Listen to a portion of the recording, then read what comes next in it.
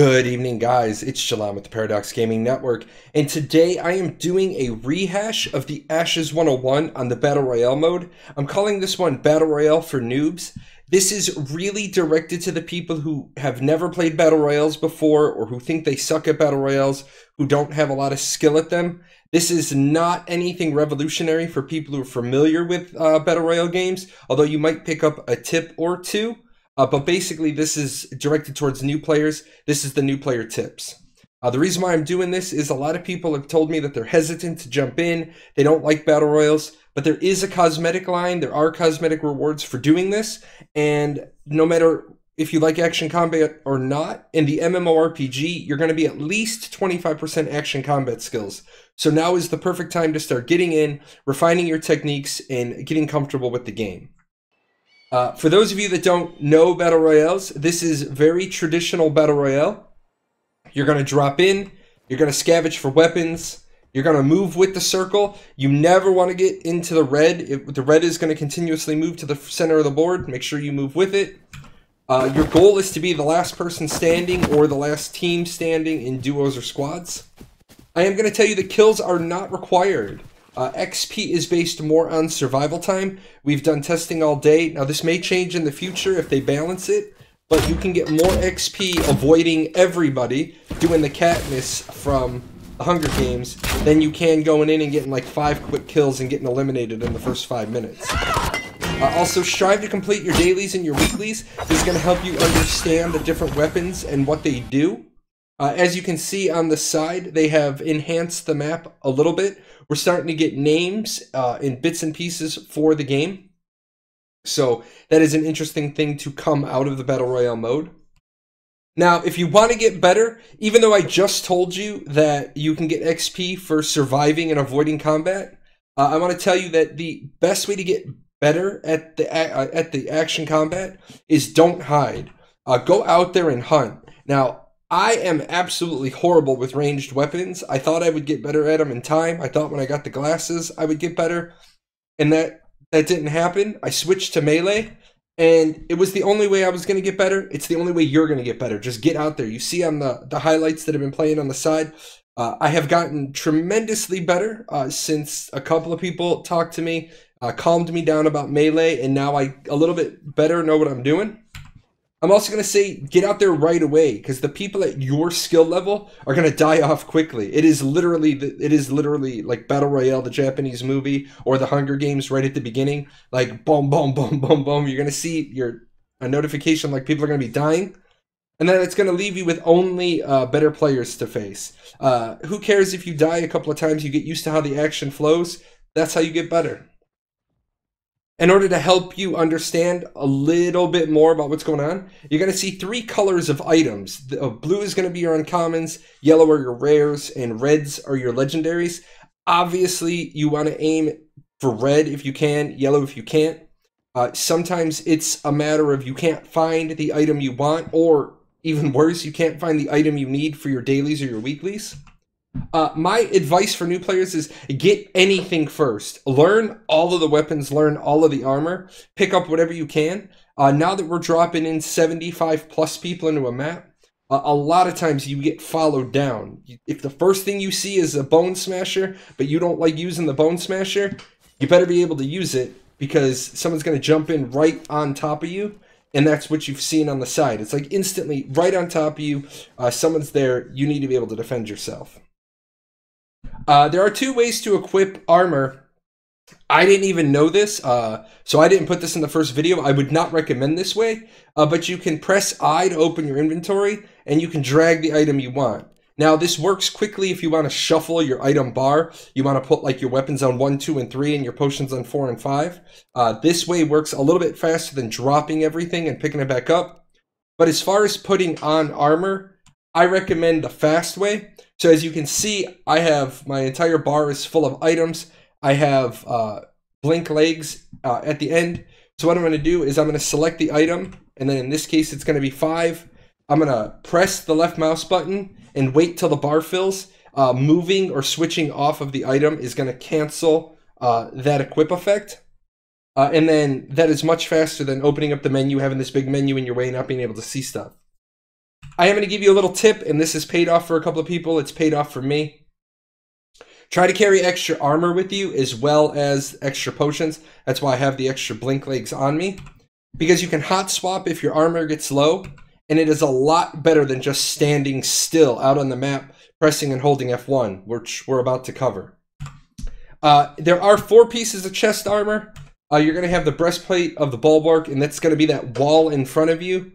You're going to have breastplate of the Dark Pact, and this is now going to give you 50% storm damage. Previously, it made you immune to storm damage. They've modified this to make the game a little bit more playable, so it's half damage from the storm.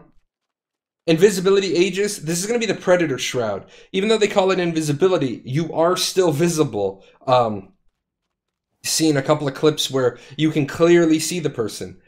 Piece of advice, if you're using the invisibility Aegis, press Control, crouch, move slow. Don't be sprinting, don't be moving all over the place. Remember that whatever is behind you is going to affect the shimmer and shine, just like it does in the movie Predator. And then finally, the polymorphic breastplate, you're going to turn into an object. Make sure when you hit this, you are not trying to move. If you move, you'll break it. Also realize that you need to kind of get familiar with all the different shapes that come out of polymorph. If you're facing the wrong direction or you're too far off of a wall and you're going to become the boxes, it's pretty evident to people that those boxes don't belong there. As far as the leg armor, the catfall boots, these are those high leaps in the air that you see, especially at endgame. The blink boots, these are straight teleportation. The boots of the icy steps, this leaves an icy trail behind you, slows down your enemies. And the legs of arcanic power, this is an AoE explosion. For new people, you can be sniped in the air while you're in catfall boots, so keep that in mind. And boots of the icy steps, I highly recommend against these for new players while you're just getting started. The reason why is it leaves an icy trail behind you. Now what you can do is you can unequip the item and it will stop the effect. So keep that in mind. If you find a legendary icy steps and that's the best piece of armor you have at the time, definitely want to know how to use it, but just realize it is going to leave a white trail. People are going to see what building you go into from pretty far away. Let's talk about repairing armor. A lot of people struggle with this. You have to press and hold F1, and it's going to repair your armor up to maximum. Now, as you can see, the top bar is your armor bar. This is older from when everybody could repair up to 100. So the previous limit, 2 pieces of armor, you could just straight repair it to 100. Now the armor has limits, so you kind of want to aim for 70, 85. It is possible to get 100 armor still. You need 2 legendary pieces. You've been seeing the repair going on. Just make sure that you realize, like I said, if the storm is coming, it's easier if you have another item you can swap into and then do your repair later. Abilities, so that you know your armor has abilities and your weapons have abilities, it's going to be CVQ. C is for the chest, V is for the legs, Q is going to be for your weapon. Now you can swap armor while your ability's on cooldown, but you cannot overlap the same abilities. So if you're on invisibility, make sure your invisibility ends, swap armor, put your new invisibility on. Everything else is E. This is opening doors. This is reviving teammates. Alright guys, with armor out of the way, let's talk weapons for a little bit. And I'm going to give you this from a total horrible player's point of view. I have a very difficult time lining up shots with the bows and the ranged weapons. So I'm going to tell you like what's new player friendly, what's not, so that you don't get into the game and think, wow, I really suck at this. Because you can check out some of my highlight videos, but I really do suck with the ranged weapons. I will tell you that the Wand of Light is very new player friendly, very nice reticle on the screen. The Q ability on it is nice. If you hit somebody with it, it sends a beacon of light up into the air. Really kind of ruins their day. Even if you can't finish them off, it does let everybody else on the map know where they are. The Grimoire of the Fallen Sky, this is the tome, this is the book. This is what those meteors you see. The good news is that you'll always hear it coming.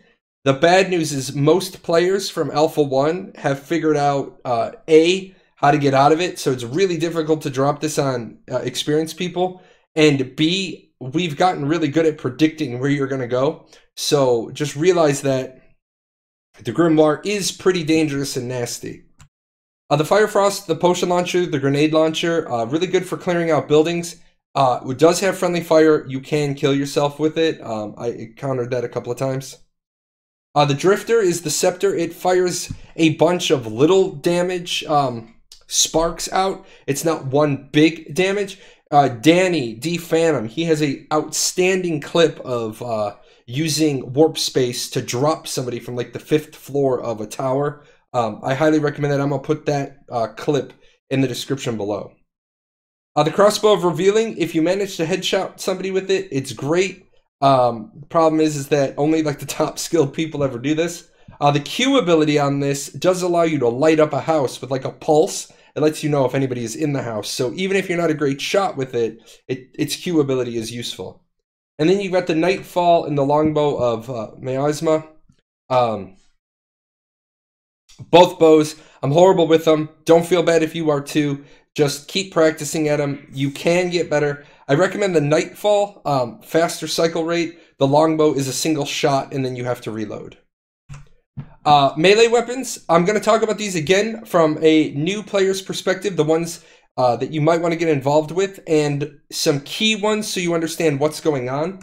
The Spirit Pierce, the Q ability on this is going to drain stamina from your target. So if you find yourself with a melee weapon and you can't swing, if the person has the Spirit Piece, they're making it impossible for you to swing. The Archmage's Companion, this is the staff with the cone firebolt, or the fireball, the fire blast in front of you. Really good weapon, really strong, great animations on it. I find my accuracy is the best with this weapon. So if you're new and you're struggling with melee, try the Archmage's Companion until you get more comfortable. The Lifebringer is another halberd. This one drains life.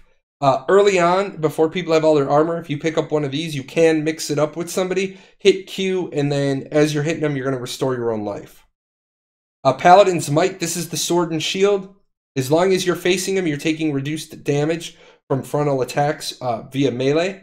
A lot of people are concerned that this is too powerful. All I can say is that work around the sides. In solo, it is kind of powerful. In groups, it just takes people going and flanking, and it takes care of that.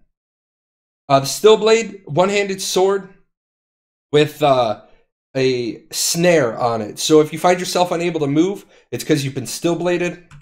The Bone Smasher is the two-handed mace, and it has hemorrhage on it. So even if you hit the person with hemorrhage activated and they run away, they're going to continue taking damage.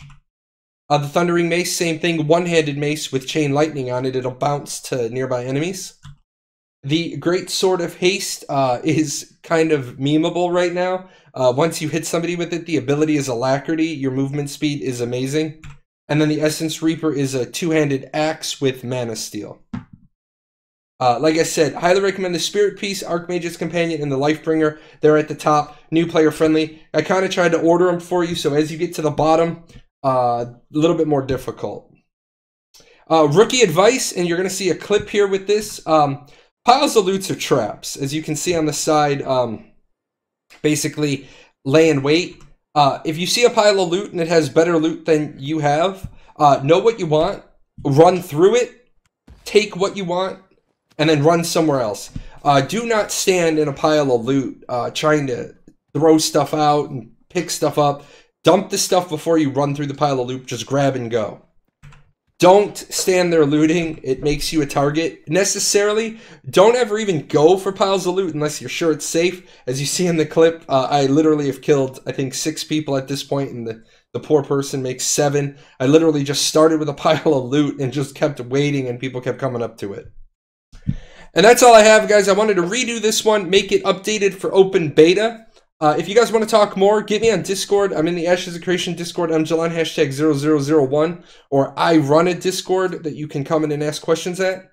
I stream twice a week, Wednesdays and Fridays. Sometimes it's Arcage, sometimes it's Ashes. You can always come in and ask questions no matter what game I'm streaming. I will always talk about the game I'm streaming primary, but you can come in and be like, hey, Jay, nothing's being talked about. Can I ask you an Ashes question? Sure, absolutely. And special thanks to my sponsors. You saw them at the beginning of the show, but I'm 9 to 10 sponsors. When I get to 10, I am going to add a third show on per week. The goal for 2019 is to become a Twitch partner. So I need your all's help during those shows to get those numbers back up. My application is still valid, but I want to have a little bit better of a showing before I hit the apply button. And that's it, guys. I hope this helps you a little bit.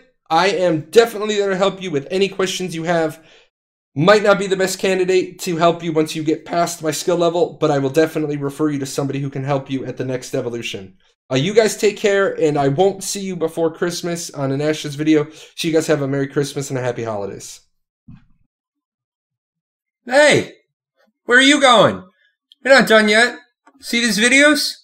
There's videos up here to watch. You gotta go over here. Hit the chibi. Subscribe to the channel. Check out the webpage. And I'll see you guys on Twitch.